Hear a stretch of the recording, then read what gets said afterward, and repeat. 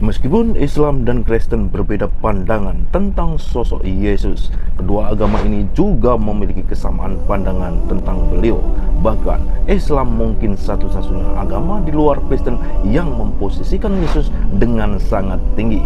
Sayangnya, sebagian umat kedua agama lebih suka mencari perbedaannya dan mengakibatkan banyaknya gesekan dan bahkan mungkin sampai terjadi pertumpahan darah. Namun kali ini agar masing-masing lebih bisa mengerti dan saling menghargai dan menghormati satu sama lain, kita akan membahas 7 persamaannya. Simak videonya hingga akhir. Terima kasih sudah menonton. Assalamualaikum warahmatullahi wabarakatuh.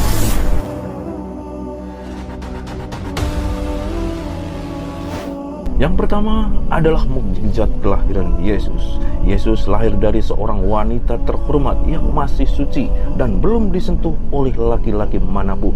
Islam dan Kristen percaya bahwa seorang malaikat datang dan memberitahukan kepada Maryam atau Maria, bahkan ia akan melahirkan seorang pesuruh Tuhan. Maryam atau Maria berkata bahwa ia belum pernah menikah dan ia bukanlah seorang pezina.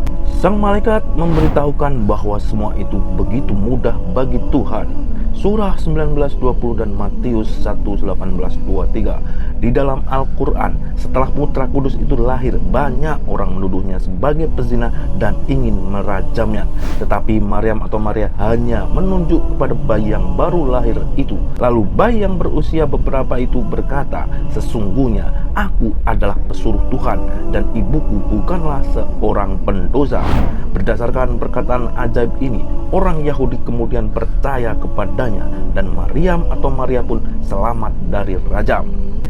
Kedua adalah Yesus mengajarkan kasih dan pengampunan. Saat agama Yahudi begitu getol menjalankan agama tanpa dasar kasih sayang dan pemahaman, Yesus datang untuk mengajarkan bahwa di atas hukum ada sebuah hal yang bernama kasih dan pengampunan. Islam pun mengajarkan hal seperti ini, bahwa di atas syariat atau hukum masih ada akhlak dan kasih sayang. Semua harus berjalan seiring. Hukum tanpa kasih sayang akan menjadi ekstremis. Kasih sayang tanpa hukum pun akan menjadi ketidakadilan. Surah 57:27 dan Matius 9:36. Ketiga adalah Yesus melakukan mukjizat. Ia mampu menghidupkan orang mati, menyembuhkan penyakit, menyembuhkan orang buta, memberi makan banyak orang, dan lain-lain. Yesus juga mengatakan bahwa semua kekuatan itu berasal dari Bapa. Yohanes 5:30.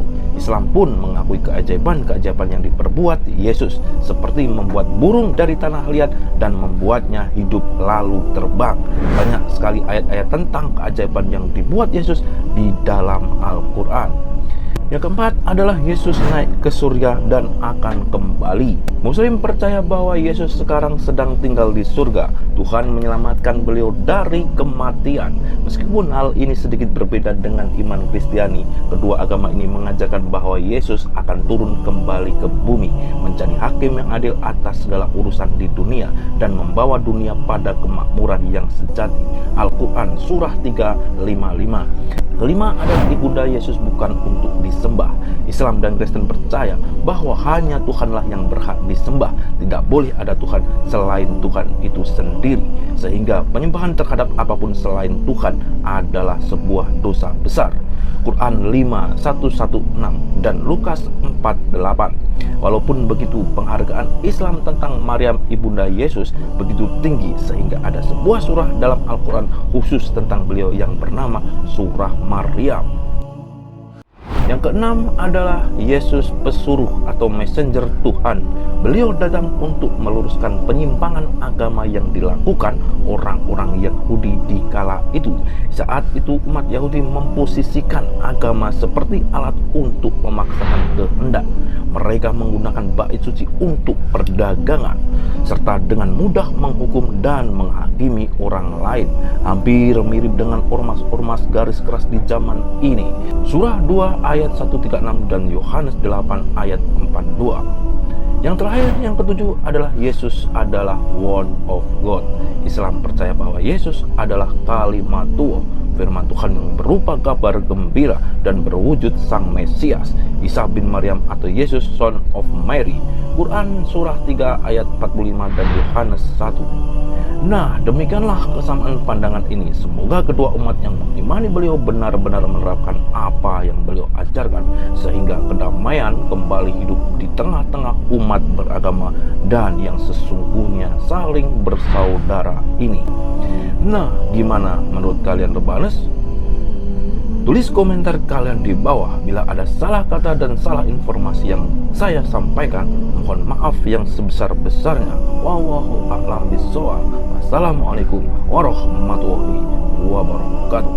Salam cekidot.